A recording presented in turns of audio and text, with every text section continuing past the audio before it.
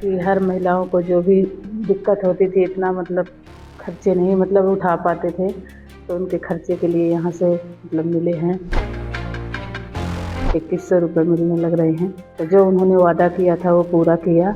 हाँ सुनो पाओ बेटा। कितने रुपये देते हैं अभी? 1100।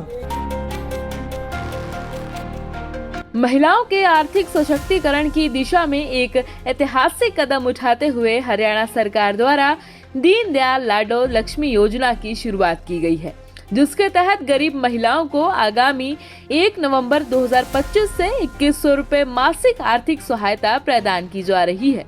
10 फरवरी 2026 को दीनदयाल लाडो लक्ष्मी योजना के तहत 9,22,452 महिला लाभार्थियों के बैंक खातों में सीधे 193 करोड़ रुपए ट्रांसफर किए गए। अब तक इस योजना के तहत 4 किस्तों में कुल 634 करोड़ रुपए जारी किए जा चुके हैं। 1100 रुपए जो पर महीने महिलाओं को देती है सरकार, उससे आपको काफी मदद मिलती है। हाँ मदद मिलती है बेटा। पंडित दीनदयाल उपाध्याय की 109वीं जयंती के मौके पर 25 सितंबर 2025 को लॉन्च किए गए दीनदयाल लाडो लक्ष्मी मोबाइल ऐप के जरिए 10,51,029 महिलाओं ने आवेदन किया। इनमें से 9,22,452 महिलाएं पात्र पाई गयी। फरवरी 2026 से हर महीने 1100 रुपए सीधे लाभार्थी के बचत बैंक खाते में जमा किए जा रहे हैं, जबकि 1,000 रुपए सरकार द्वारा चलाए जाने वाले फिक्स्ड डिपॉजिट अकाउंट में रखे जाएंगे। हर घर हर गृहिणी योजना के तहत गैस सिलेंडर रिफिल करवाने वाली हमारी लगभग 12,62,000 बहनों के बैंक खाते, जो गैस का सिलेंडर है उनको 500 रुपये में मिलेगा, ऊपर की राशि उनके खाते में पहुंचाई जाएगी।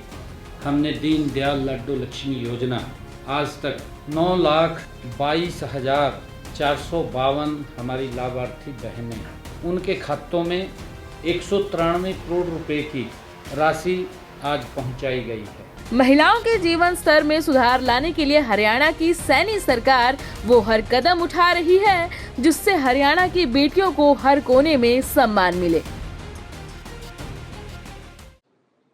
पहले अगर कोई व्यक्ति रोजगार चाहता था तो रोजगार चाहने पर उस व्यक्ति को मांगने पर रोजगार नहीं मिल पाता था, समय पे मानदेय नहीं मिल पाता था। दूसरा, अगर उसको रोजगार नहीं दिया 100 दिन का तो कोई भत्ता नहीं दिया जाता था।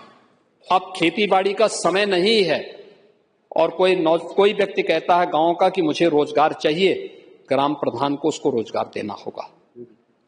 गारंटी दी गई है और नहीं देगा तो बेरोजगारी भत्ता देगा, यह भी इसमें गारंटी दी गई है।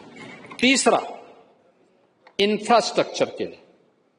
इससे पहले होता क्या था, इसे कांग्रेस ने अपने अनुरूपी किया।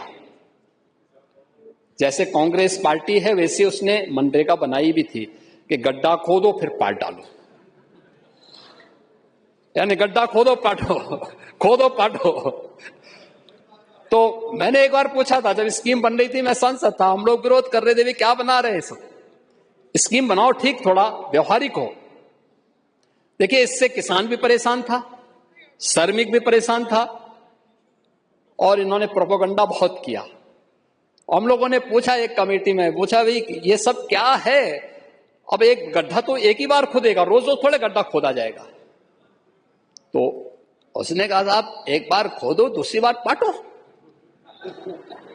और यही होता था, यही करते रहे। लेकिन अब ये नहीं है, अब पक्का निर्माण आप कर सकते हैं। गांव में विकसित भारत जी राम जी योजना के अंतर्गत गांव का बाजार जो सड़कों पे लगता है, सब्जी मंडी सड़क पे लगती होगी, आप देखते होंगे कितना खतरा है। तो ट्रैफिक जाम होता है और कभी कभी कोई खुरापाती व्यक्ति वाहन जबरदस्ती चढ़ाता तो किसी गरीब के ऊपर चढ़ता है। गांव में इस स्कीम के अंतर्गत आप अमृत तालाब भी बना सकते, अमृत सरोवर का निर्माण कर सकते हैं, अच्छे चबूतरे बना सकते हैं, मार्केट का निर्माण कर सकते हैं, मंडी का निर्माण कर सकते हैं और विकसित भारत जी राम जी इसकी गारंटी देगा। स्कीम पहले से व्यवहारिक हुई है। मैं मानता हूं आप लोगों की आदत अच्छी स्कीम को स्वीकार करने की नहीं है, करेंगे नहीं, कांग्रेस उसको स्वीकार नहीं करेगी, लेकिन ये चीज वास्तव में इस रूप में लेने का कार्य हुआ है। पशुधन के मामले में भी बहुत सारी स्कीम की घोषणा यहां पर की गई है और हम लोगों ने अकेले 2000 करोड़ तो निराश्रित गोवंश के लिए ही किया है, रखा है, उनके भरण पोषण पालन के लिए, और उसके लिए ही ये व्यवस्था की गई है। यहाँ पे ये व्यवस्था इसके साथ की गई है। इसके साथ ही नस्ल सुधार की दिशा में भी सरकार उसमें सहयोग करेगी और ग्रामीण रोजगार और महिला सशक्तिकरण के लिए बकरी, भेड़, सूअर, कुक्कुट पालन, इन सब के लिए भी सरकार इसमें सहयोग करेगी। इसके साथ ही प्रदेश सरकार ने देखिए, आप हमेशा संजय निषाद जी को कोसते हैं, हमेशा कोसते हैं, पता नहीं क्यों आप उनके पीछे पड़े रहते हैं। लेकिन देखिए, उन्होंने उनके समय में मैं मानता हूं, देखिए आपकी पीड़ा में मानता हूं कि उन्होंने अपना डिब्बा बंद प्रोडक्ट आप तक नहीं पहुंचाया, लगता है।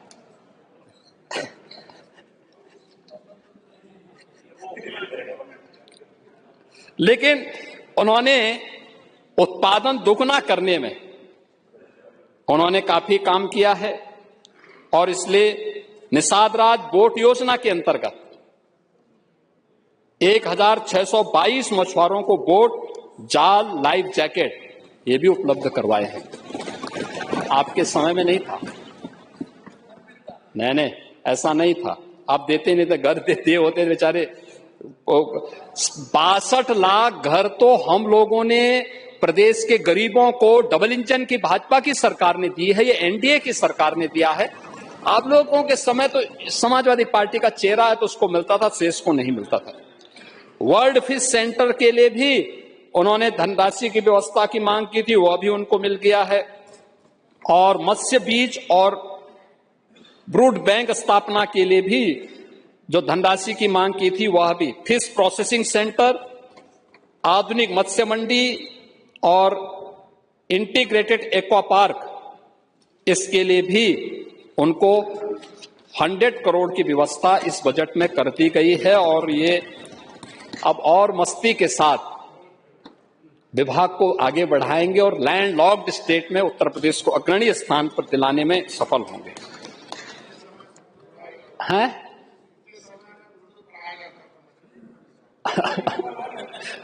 वो कह रहे हैं हम आपके समय में तो मछलियों को उर्दू पढ़ाने का काम होता था।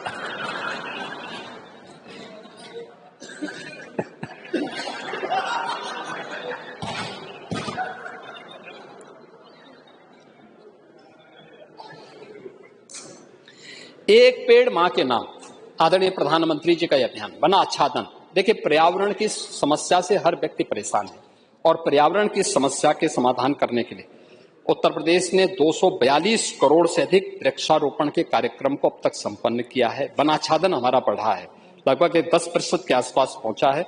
इस बार भी हमने 35 करोड़ का अपना लक्ष्य रखा है और उस दिशा में सरकार ने काफी कुछ इस पे काम प्रारंभ किया है। रानीपुर टाइगर रिजर्व, उत्तर प्रदेश में क्लीन एयर मैनेजमेंट प्रोजेक्ट को, और उत्तर प्रदेश में वानिकी और औद्यानिक विश्वविद्यालय की स्थापना के लिए भी धनराशि का प्रावधान उत्तर प्रदेश में यहां पर किया गया है। और उत्तर प्रदेश इस दिशा में, ये हमारा वन विभाग ने भी इसमें काफी कार्य प्रारंभ किया है।